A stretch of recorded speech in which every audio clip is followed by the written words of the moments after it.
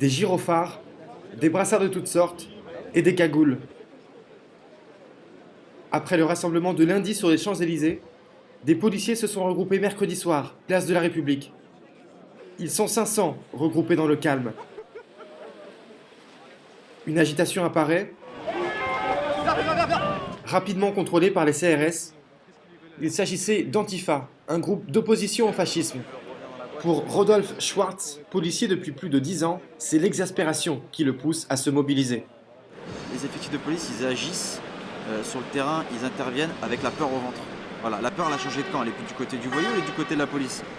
Travailler avec la peur au ventre et se dire, est-ce que ce soir je vais prendre un cocktail Molotov, est-ce que je vais prendre une caillasse, est-ce que je vais prendre une tarte en pleine tête, est-ce que je vais me faire attaquer gratuitement dans le véhicule, enfin bref, tout ce qu'on veut. Voilà, on a vu des policiers morts, achevés lâchement sur le trottoir.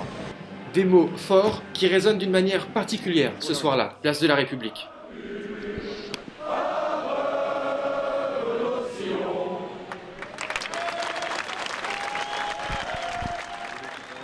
Des syndicats absents mais sensibles au phénomène. Après avoir été reçu par Bernard Cazeneuve, le problème peine à s'éclaircir selon Luc Poignant, chef du syndicat Unité SGP. Ce sont des rassemblements que l'on comprend. On comprend l'exaspération des collègues sur le terrain.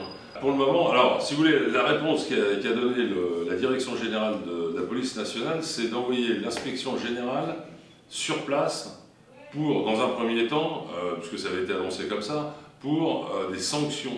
Je pense qu'il n'y a pas mieux pour mettre le feu aux poudres.